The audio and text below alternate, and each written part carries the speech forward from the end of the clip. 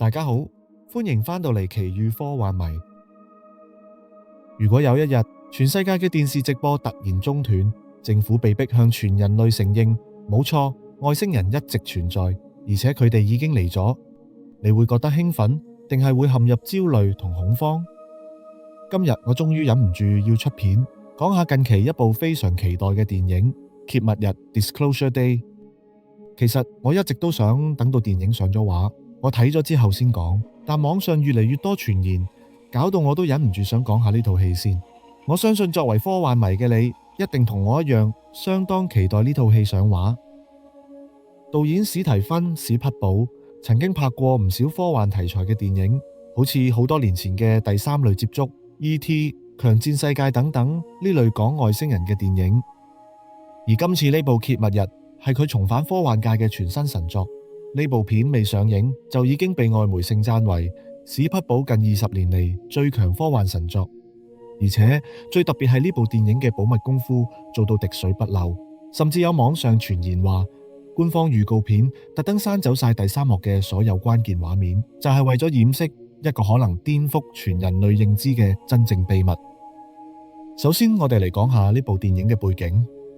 頭先都提過，史匹堡以前拍過唔少有關外星人嘅電影，佢可以話係其中一個最識拍外星人嘅導演。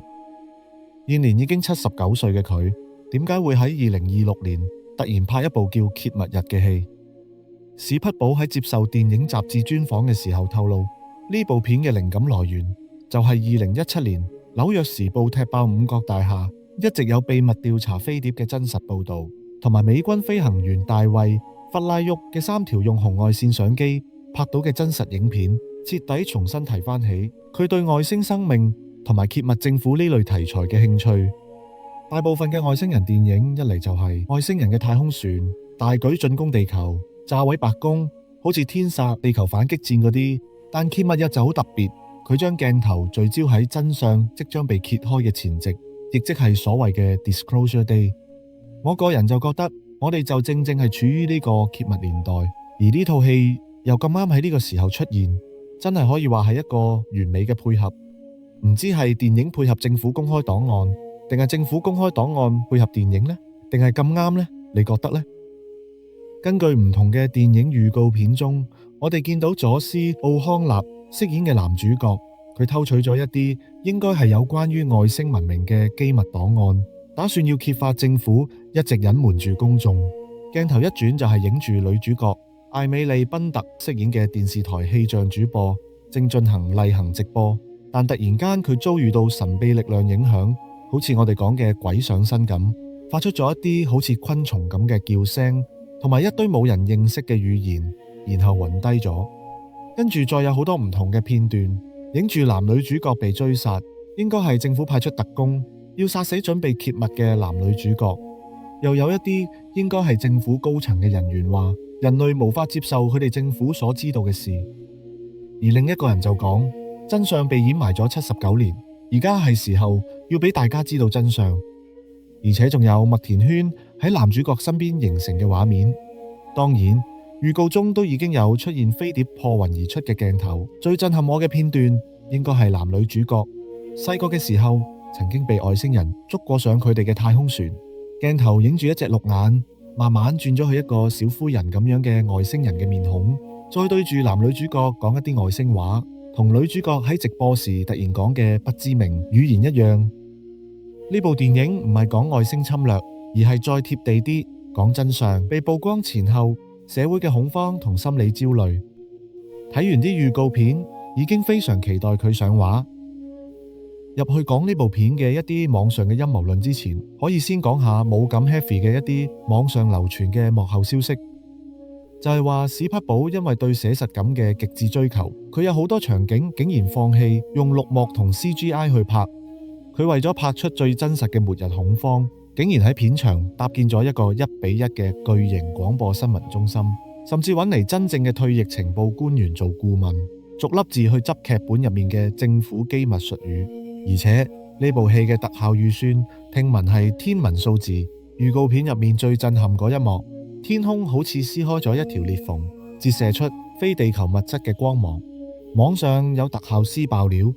單單係嗰幾秒鐘嘅畫面，背後就動用咗超過5間頂級特效公司，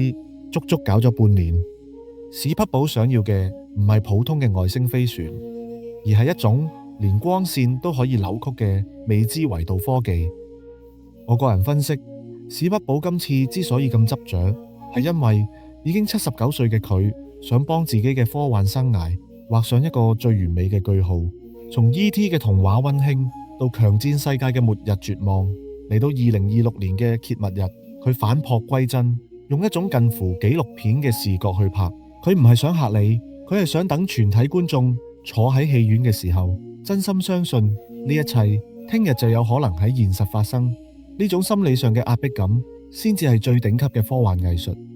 你覺得揭密日真係純粹係一部科幻娛樂片咁簡單？網上對於呢套戲嘅陰謀論入面，最令我相信嘅就係喺討論區 Reddit 依家有一條熱門貼文，提出咗一個假設：呢部電影其實係美國高層授意荷里活進行嘅一場全球人類心理減壓測試 （Soft Disclosure）。大家有冇留意到，就喺揭密日公布首條預告片前後，美國國防部同埋 NASA 竟然咁啱又開記者會，又開始公開好多嘅神秘空中現象 UAP 嘅秘密調查報告，仲有再之前美國國會嘅有關 UFO 嘅聽證會作為鋪排。呢種官方同娛樂圈嘅一唱一和，時間點未免準確得太離譜。我就唔相信美國政府為咗幫史匹堡呢套戲做宣傳而搞咁多嘢。我個人就好覺得係史匹堡喺度幫手做 soft disclosure 多啲。呢度就引出咗第二個網上陰謀論，就係網上一直有傳言話荷里活有幾位頂級導演其實係有高級安全權限嘅，而史匹堡就係其中一個。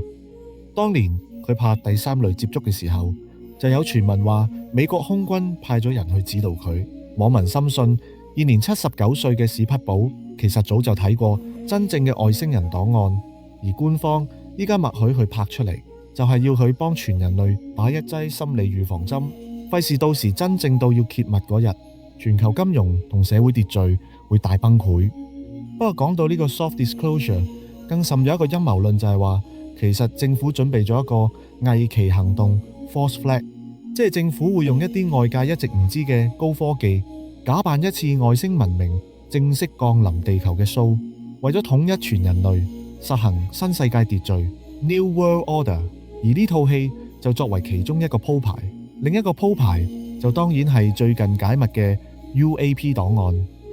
另外，我成日強調史匹堡而家79歲，因為戲入面有講到政府一直隱瞞咗一個真相79年。究竟呢個係咩真相？如果喜歡外星文明嘅你，應該記得喺1947年喺美國新墨西哥州嘅羅茲威爾鎮附近，盛傳曾經發生過一宗外星飛碟墜毀事件。事件中仲喺殘骸內揾到有幾個外星人嘅屍體，同埋一個受咗傷嘅外星人。